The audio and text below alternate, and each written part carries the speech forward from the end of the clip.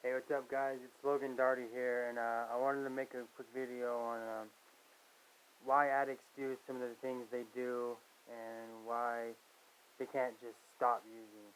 Um, Over my years of drug use and recovery, I heard a lot of parents and people that have dealt with addiction, just say, "Why don't you just stop? Why don't you just stop?" And it's way more complicated than that because first, I want to go from where addiction stems from, because a lot of people, there's the big debate: is addiction a disease, is addiction a choice?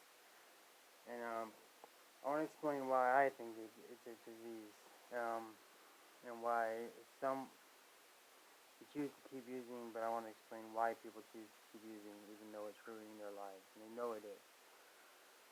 So a lot of these people that have addictions or went through addiction, everybody watches this that went through addiction, you probably broke something, were in an accident, something happened, you were in a tremendous amount of pain, a doctor prescribed you something. Anybody that takes an opiate for like 7 to 14 days consecutively, even as recommended, your body will develop a dependency towards it.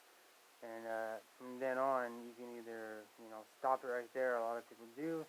Some people keep going, and that right there is where your choice is. I mean, from that point on, it becomes more. But this is where it's so complicated. That's your choice. You can either stop right there, even though it's going to be kind of hard because your body's used to it, but it's going to be way easier than way down the road. So if you choose to keep going, then addiction is going to, build, and the disease will be there. So anyway, so these people, it starts slow. Addiction starts way slow, and so you don't start out selling stuff like that. Everybody has good jobs. Their life is going good. Um, over time, the addiction progresses. They lose jobs, run short on money, and then if they're to heroin at this point, say heroin is the worst because opiate withdrawal is the worst, then you feel like if you don't have that drug, you'll die. Most people know you won't die, but it is like, it's hard to explain opiate withdrawal to people that have never went through it. People like to say it's like the flu, or like 1,000 times worse than the flu. It's not about being sick. I can handle being sick. That's not the issue. It's more mental. It's the mental aspect of it. It's way worse. It drives you crazy, literally. If it was just being sick, I don't think the addiction epidemic I don't think the epidemic we have now would be nearly as bad if it was just being sick. It's not about that. For me, at least, it was the mental aspect. My skin was crawling. Could not get comfortable at all. It was horrible insomnia. You just shaky, like you just feel like you're about to I don't know, break down. Like feel like, I don't know. It's so hard to explain, but it'll drive you crazy. So you'll do anything to not get to that point. And for the first while, you love the high. The first time I shot up heroin was the best feeling in my life. I'm not gonna lie, but that was the only time I ever felt that feeling. From then on, I always chased it. But it's it's hard because after a while, you don't really get high. You're just trying to stay well. And if you lose your job and stuff, you have to get money. And what sucks, because the people around you is usually the people you hurt, or always the people you hurt the worst, because they all have money. So you will start to manipulate them, say, "Hey, let me borrow this money, I'll pay you back." Over time, everybody around you will know that you're using. And then, they'll start cutting you off, and then you'll start stealing from them. So this is to the people that are getting stolen from. Family members that are dealing with addiction. The addict, the person you love that's fighting the addiction. That's not the. It is the person you know and love, but they're fighting a battle inside that is way more complicated than you could ever comprehend. Like, addiction is a battle between your soul. It is serious. It is serious life and death shit. And it's a lifelong battle. I'll never stop fighting. a good buddy of mine, my heroin store video, you'll see Jeremiah, he passed away, but he says we were soldiers of addiction because we're always fighting, always trying to stay clean every day, one day at a time. Just know you're not going to use that day. You try to be the best person you can be to stay clean. But I keep getting off task. To the people dealing with addiction, like with a family member that's an addict and you don't know what to do, so that person, the worst thing you can do for them is just throw money at them. But what they need is like your love and support. Like fight for them to get clean because they want to get clean. And if you just kick them out of your house, say your son or daughter, you can kick them out, the chances are they're going to end up dying. They'll probably overdose, especially with the heroin going around today. So if you want your son or daughter just to die because they've been stealing from you for the last year, but so what about the last 18 years before they weren't using? Then you let them in? There's still that person, but the addiction has taken over. And you can get that person back, but you have to fight for that person. They cannot do it on their own. No addict can get clean on their own. If you think you can, you are lying to yourself, and the only person you're hurting is yourself.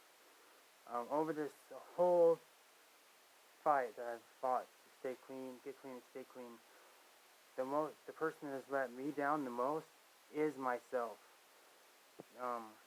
So don't lie to yourself, addicts. Like, you need help. Go to your family. Like, chances are, if you've been at it for a while and you think you're hiding it, chances are they know there's a problem. I went to my family. I was honest with them when it got really bad, and I'm super, super lucky for my dad. He didn't kick me out, and I stole so much stuff from them. I pawned everything he had, stole all his money so many times.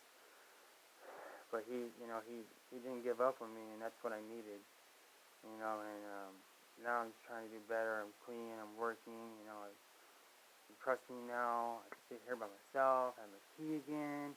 I'm using my mom's Chromebooks right now. Like, when I was an addict, I would never have this. This thing would be gone. I would be at the pawn shop, sold it for $100. Boom. My mom's very sick. She needs this. She lets me use it because, she knows I need it. I'm me again, you know what I mean? I'm back. But the old me, the addict me, this would be gone. And there's no telling how many iPads I pawned. The addiction, I had to get that drug. I had to get the money somehow. And I wasn't going to go kill somebody to get it. The best thing I thought I could do was to take stuff around me, to pawn it, to try to get it back later. With addicts, they always try to push stuff off. You always try to push stuff off. So if you're dealing with an addict and they ask you for money, even if they say it's for food or whatever, if you want to help them, take them to whatever they need. Buy them what they need. Do not give them cash because it will go to drugs every single time. So if you're dealing with a person with an addiction, you don't know what to do, and you're like questioning, like, why are they stealing on myself? Why would they do this to me? I raised them, I love them. That's not, they're lost, and they need your help to get back. You have to help. You have to help them. They can't do it on their own. If anybody has any questions about addiction or what they should do with the person that they're dealing with an addiction, you can ask me. Comment me on here, direct message me, I'll reply to you. I'm just now starting to post videos on YouTube, so I don't have that many people following me, so I'll definitely message you back. Any questions you have, just ask me. And I know I didn't really go over why they can't just quit, but in a way, it's kind of obvious. They would steal from the people they love because they feel like you feel like you're gonna die. It's mentally. It's a mental thing. It changes the way you think. It changes who you are. But that's why they can't just quit. They're not the person you knew at that time. But you can get that person back. Just do not give up on them. If you give up on that person, then who's going to help them? If everybody gives up on them, then they feel like there's no one left to be clean for. They don't care. They'll say, And if you don't care, if you want that person to die, then you're a horrible person. Because addiction is really horrible, and I know that that person's done a lot of horrible things to you. But that's not the person that you raised or came to love. That is, they're lost. They're lost. That's the best way I can explain it, and they need your help to come back. So, any questions, comment, message me. Thanks, guys.